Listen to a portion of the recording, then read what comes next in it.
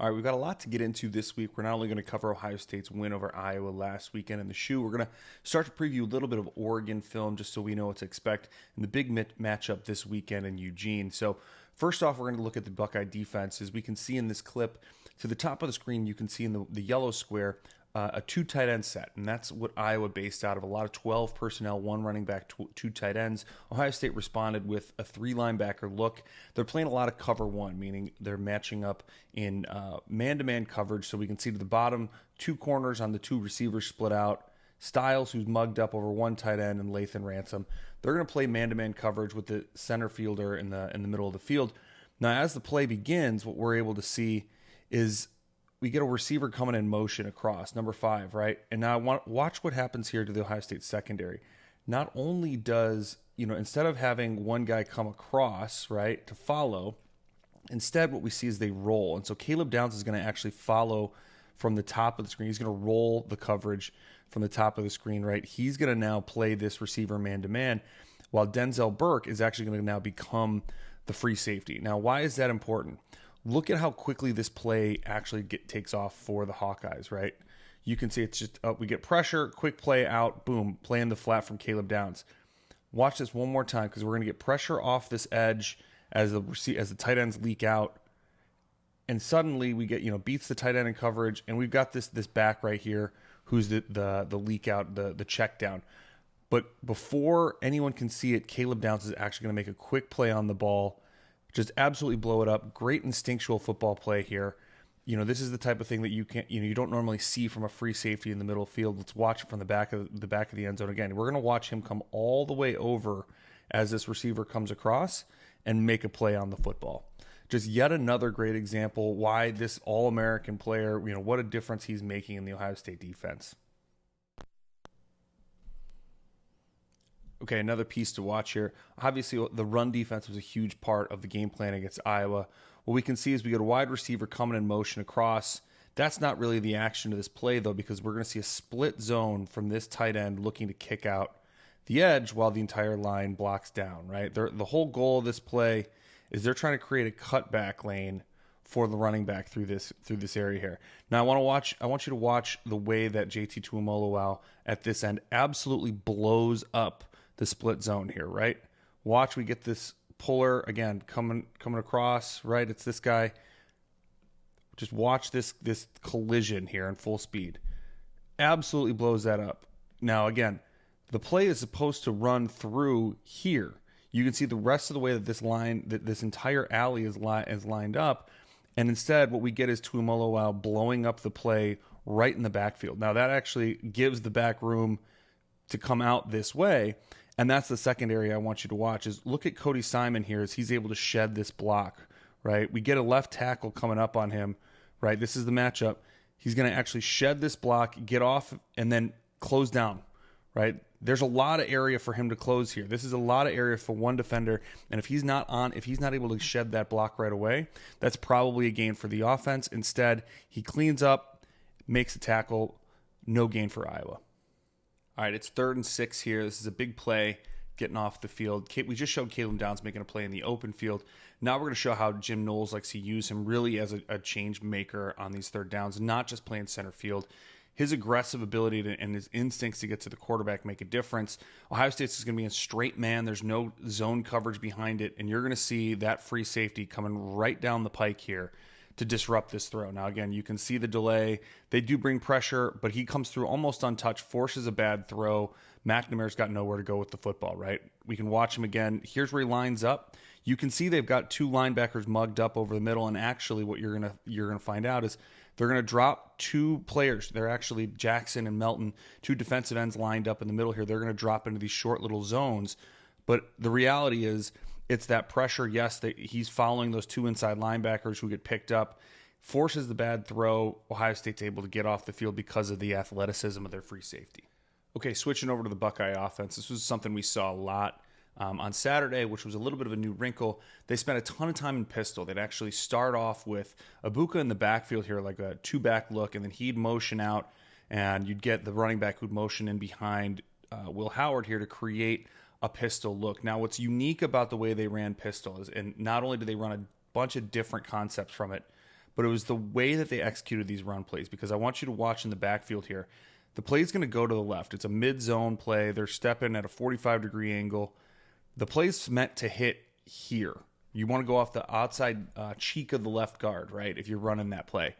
But instead, what you're going to see is Judkins is going to open up to this side, and you're going to see Will Howard looking this way before taking the handoff. Now, why would you do that? If you watch the way this is going to run, you're going to see that it's really a ton of Iowa defenders are over-pursuing. They're really playing downhill on this. So by opening up this side, you're able to have a more natural cutback, right? Watch the way that Judkins takes this. Now, the only guy who's here had to come from off screen, right? He's got to come all the way from out in the middle of the field to point it out, right? The sidelines to our left. So there's a ton of open space to the right. They're really stretching the defense out to the right side and making, again, this guy have to come in and make the play while we design for a cutback. You know, he's able to actually get a hand on Judkins, but the physical running back is able to run through the tackle, go get a bunch of extra yards. And we'll talk a little bit more here in a second about why they lined up and did it that way. All right, so now we can see from a different view how this is actually going to play out. Now, you can see in the yellow squares, there's two deep safeties. This is another snap. We just showed the handoff up the middle that Judkins cut back for a big gain. Why would they line up and keep running this set? Now, you can see the two deep safeties in yellow, and that's what Iowa does. They want to start every play with two deep safeties. They're not going to press up and play man. They're not going to show, at least pre-snap, one single high safety, even though that's actually the coverage they're going to play post-snap. They want to show you two deep. They don't want to give you anything underneath, and that's going to stress this linebacker because as we can see the three receivers out to the top of the screen here, right, one of whom just motioned out, which we'll see in a second, he's got to widen out. You know, he's got to be all the way outside of the tackle box here. You know, he's got a lot of room to cover. He's got to come and do this. So that's putting a lot of stress on that middle linebacker. And so as the play begins, well, you can see it's another play just like we saw where it's Will Howard, you know, opening up to the play side, right? This was, you know, you can see from the backfield, it's going to do this again. It's the same action we just saw, except now Will Howard's actually reading this linebacker. And he can see this linebacker crashing down. He can see, you know, the safety. We can see the linebacker. So all Will Howard's going to do is as he makes that read is now he's going to pull and come around because we've got 1, 2, 3 blockers out there to make a read, all because this linebacker got stressed, gave himself up as an indicator, and allowed Ohio State to actually, you know, use him in the option game. So that's why they continually use this look. They kept lining up this way. You can see, of course, they start with two guys in the backfield. They motion the receiver out, and they line up in the pistol. Iowa adjusts. Again, this is the defender we're looking at here, right? Look at him, how much room he's got to cover. That is what allows Howard to make an easy read and pick up big yards when the linebacker declares. All right, last play from this look. You got another pistol formation, although it's a little bit different. We got a tight end on the left side, and you're actually going to see Egbuka motion in this time rather than motioning out from the backfield. And we're going to see also Judkins, he's going to take this little step, right? They're opening up so that Howard looks like he's looking towards the wide side of the field again. But this is actually a counterplay. We can see Shabola's going to kick out. We get a really nice block here from Donovan Jackson blocking down. The center's able to seal. Simmons with a good block. And we're going to see G. Scott actually start to climb. And that's going to create a big seam. Now, Egbuka is actually looking like the second puller, right? But he's really just running through to create action. He's really trying to distract and keep this corner from trying to get into the run fit because that creates a nice seam as G. Scott, of course, gets over the top. Really nice play here. He's going to get over the top and seal this middle linebacker. That's the key block to finally spring this for a big run. And now it's just Judkins in the backfield with the secondary. Again, taking similar backfield action, similar formation, doing different things. We're seeing a lot of that from Chip Kelly. Really interesting week from week. All right, we talked about Will Howard in the option game a little bit a second ago with the quarterback keeper. I wanted to highlight his ability in the RPOs. I know we talked about it a few times the past few weeks. I think he's been incredible. You've got another great example of making the right decision, delivering the ball accurately when he's been asked to throw. This was a 4th and 3 in the second half. Ohio State was really trying to create separation here. And you can look by those two yellow boxes. Iowa's bringing their safeties up, right? They know this is short yardage. They see Ohio State in this look. And what we're actually going to get is it's an RPO with G. Scott coming across in a split zone action, right? He's trying to seal that backside edge, and there's a handoff option. Now, these two safeties, they are climbing, and this safety right here, that's who Will Howard is reading, right? Now we're going to watch the play happen here. He keeps an eye, and he sees this safety coming right up to Phil. And that's going to allow Brandon Innes on this slant route to have all this room behind that safety, right? Look at all the space that this safety vacates. Howard pulls, delivers a perfect ball, gets a huge first down drive, continues. Ohio State's able to score a couple plays later. Just another example of Will Howard, what he's really good at, right? These are the types of plays that you want to see more from Ohio State as the season goes on. All right, last play we're going to show this week. Will Howard took some flack yet again for throwing another pick that I think this time was a little bit more justifiable. It was the right decision. He was under pressure and just underthrew the ball a little bit, sailed on him. I don't have a problem with the throw he made, but I want to show another throw he made later in the game because I thought it really validated his ability to place the ball accurately and read defenses. Now we've got a bunch formation to the left here. This is the third touchdown pass to Emeka Egbuka. Had a huge day, both in the passing game and he's a big part of the run game as a blocker and a decoy as well. Now what's important here is we've got two tight ends to the bottom in this bunch, right? We got G. Scott and Will Kasmerick, which means there's a third linebacker on the field. Now that third linebacker is important because he's going to be the guy that they're attacking with this route concept, because I was playing quarters here, which means this guy's got number 1 deep, number 2 deep to this side, and he's got the flat, okay? Why does that matter? Because we're going to take G. Scott up the middle or up on a deep route, Kasmerick on another deep route. That's going to occupy those safeties just long enough so that when Emeka Egbuka leaves on that wheel route to the outside, this is just a verticals concept, a variation of 4 verts. That means he's got this outside linebacker on him. Now, as you can see, watch the way they distribute the routes. This is right. This linebacker is going to help, but really this guy's got deep, and now all of a sudden that linebacker's one-on-one with an all Big Ten wide receiver, right? Now he actually plays it pretty well in coverage, doesn't get beat too bad, and that's just an accurate ball. That's a beautifully thrown football. Throws it right over the top. Now once the ball is in the air, that's the kind of linebacker, not the kind of defender that you expect to make a play.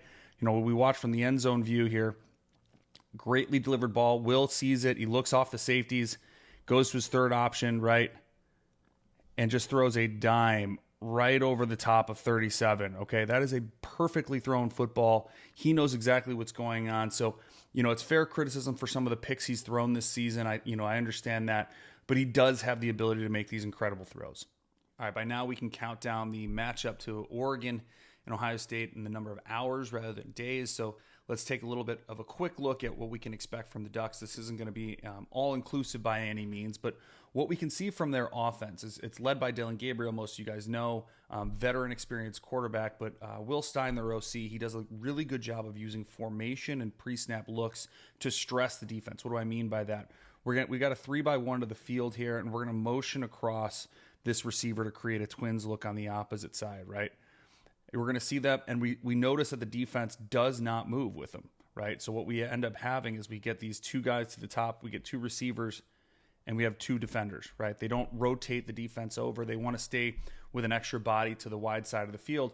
And this is just an RPO. It's a huge part of what they do. They're an option offense, and it's a zone insert, meaning that tight end's going to come in almost like an old ISO play, and he's going to lead the back up the middle of the line here.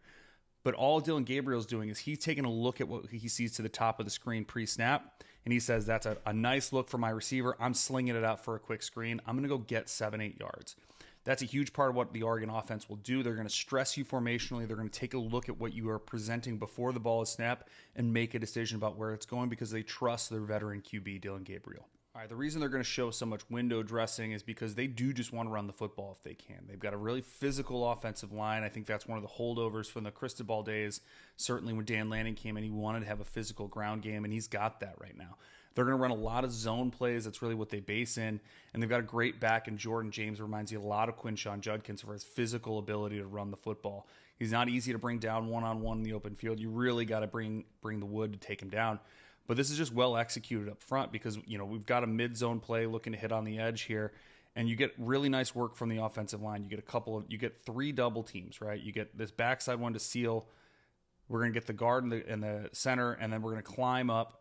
And then watch 75 is going to chip, and then he's going to climb also. They're going to get all the way upfield, and meanwhile, poor 15 here on the right side of the screen, he's got a crack block from the wide receiver who's going to help seal this edge, and that's going to lay your seam. Again, you got the tackle leading your all conference running back, just absolutely cleaning out a corner, helping to open up a seam for a big physical runner to make a big gain. This is what Oregon really wants to do. They're going to use all that window dressing to open up these lanes. So in the passing game, it's not all RPOs. Dillon Gabriel, again, experienced quarterback. He knows what he's looking at. He's seen a lot through the years in different systems at UCF, Oklahoma. Will Stein, again, using motion and pre-snap to give him indicators. Now, we're going to see the tight end motion start all the way out before he motions in. And the reason for that is they want to see, is this zone or man? And we can see the corner over him, over a tight end split out wide. That's a great indicator they're playing zone. And as the tight end goes in, you can just see the corner bumps down, right? They're keeping the same structure. We can see it's some type of two-deep zone most likely. And the concept we're going to get now from Oregon is it's just a snag concept with a little bit of a wrinkle. We're going to get a deep corner. That's number one. And then we're going to stress number two with this little hook. And then the third piece is typically this flat route. Now, what the difference is they're going to actually have a lead blocker in the form of the tight end. So it's almost like a screen if they actually go to that flat route. It's not just a check down. If they're going to go to James in the flat, it's a screen, really, with a lead block.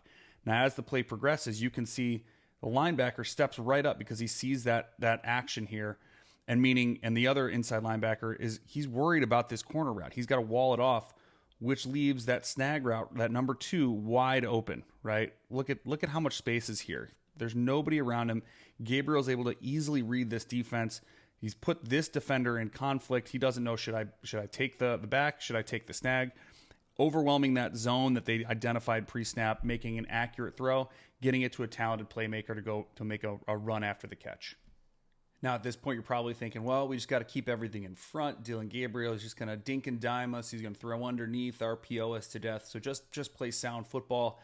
This is a guy who's been around, played a lot, like we've seen from veteran QBs, Jaden Daniels, Michael Penix, Bo Nix at Oregon last year. He's going to take what defenses show. And so in this instance, Boise State, they're overplaying this 3-by-1 set to the field, right? You got three wide receivers to the top of the screen, and look at all those circles. They've really played over to make sure that they can cover that up. And that leaves in the square at the bottom a one-on-one between Evan Stewart, who is a big-time recruit transfer from Texas A&M. He can play football. A lot of people want him in Columbus. One-on-one with a corner. And Dillon Gabriel's able to take advantage of this. Just watch this throw that he's able to drop in. This is a dime, just over the top. Look how deep. This is 60 yards downfield, right? He is throwing this absolute dime. Just drops back. He sees the coverage. He can tell that safety is not, he's not rolling over the top here, right? He's not going to help. When he sees him sitting in the middle of the field, Gabriel just sit back, launches, and throws an absolutely gorgeous ball about 45, 50 yards downfield, drops it right in the bucket. So Ohio State cannot play conservatively. They can't just keep everything in front of it and hope, okay, we'll just make them dink and dime and eventually our talent will win out. Oregon's got the guys, including at quarterback, that can hurt them over the top. All right, moving on to the Oregon defense. I know there's a lot of folks who just assume that Oregon plays just a carbon copy of what Alabama and Georgia ran under Saban for so long, given that that's where Dan Lanning came from. And actually in the basic structure, there is a lot of similarity here. They're going to base out of a 3-4 look, which is really unique for the Big Ten outside of, say, Michigan, where you're going to see a lot of these 3-down linemen. That's the yellow circles there. A lot of odd fronts, so a defensive tackle right up over the center, tackles over on the inside shoulder of the guards, right? And then you're going to see these outside linebackers. You can see at the top of the screen here, you've got that jack outside linebacker who's a stand-up end. You got your two inside linebackers. And in this case, the star, the nickelback, is really that fourth linebacker. And you're going to see how they use him really to set the edge, right? He's actually lined up over the receiver here. They've got 3 over 2 to the bottom. But in run support, he's got his eyes in the backfield, and he's going to come and make this play on a really good running back in Ashton Jeanty, right? That's the Heisman front runner. He's going to come in. Doesn't make a ton of contact, but it's enough. They're going to use him on the blitz here, as you can see, right? He's going to come on the blitz off this edge, and that's enough to disrupt the play. Now, the wide receiver can't get hands on it. You can see, of course, inside edge. We got the nose right over inside of the tackle.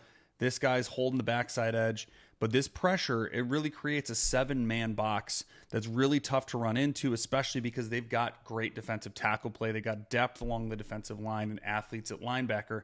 It's going to be no easy feat for Ohio State to run the ball on Saturday night. They're going to have to be creative and use a lot of different looks. So one of the things to know about this defense, much like the Oregon offense, they carry a lot schematically. The playbook's very deep. They have a lot of different answers they like to bring into each game plan, a lot of different checks. They love to get into the right look. And that's really something that I think is a hallmark of the Saban system that Kirby Smart ran, that Dan Lanning ran at Georgia. Again, they want to have the perfect look for every situation, and they have a lot of different answers. So this is a 3rd and long from last weekend against Michigan State. You can see they've got 5 down linemen as pass rushers they're presenting here. They've got a bunch of, looks like 3 deep safeties behind them. But what we're going to see is it's actually going to turn into a quarters look, and it's what they use a lot of simulated pressure. So they're showing at least 5 here coming, but they're really only going to rush 4 when the play breaks down. Now, what do I mean by that? We can see, coming up, we actually get the middle linebacker behind all that. He's rushing, right? We get pressure. So we got 4 rushers. We already see that one guy, he's dropping off into the flat, and this is quarters. We got number 1 deep, number 2 deep, number 1 deep, number 2 deep. This nickelback's got the flat.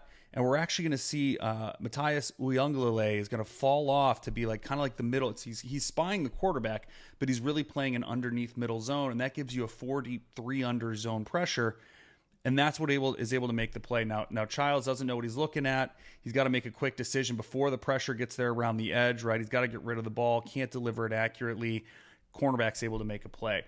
They're just trying to present so many different pictures to the quarterbacks. We know that's something that's important for Will Howard to be able to diagnose quickly and get the ball out accurately, as well as for the offensive line to be able to block, because they're overwhelming that top side, right? That tackle, he's expecting that he can get help from this back, and instead he's got no edge help. He's one-on-one, and the edge rusher is able to win. So again, this is what Oregon likes to do: show a lot, do a lot of different things, confuse the opposition. So if a defense is going to carry that much from a schematic perspective, they're going to have so many checks, and I want you to watch in this play, watch how much the defensive backs are communicating pre-snap. You can see them motioning. They're all talking to each other. That's great. You've got lots of answers. It's much better than standing still. But as you can see this yo-yo motion from the top here, right? You can see this receiver is coming 14. He's going to come back across. That's going to create havoc for this, this bottom side of the secondary, because they're going to switch back to a quarters alignment. And what does that mean? It means this defender's going to have the flat. He's got number 1. He's got number 2. And that's great. You're switching into that look to make sure you've got the right setup against a 3 receiver set. The problem with that is when you're motioning constantly, a lot of times assignments can get lost, because we're just going to see a split zone where that tight end's going to come across. It's a handoff off the middle. And that shouldn't be a big problem because you're playing coverage to the other side. The problem with that is this guy, this safety, who is actually sitting here at a number 2, he's responsible for this edge. And he's so worried about playing his responsibility against the pass, making sure they're lined up correctly, he's not going to play that responsibility, which allows that edge to get wide open.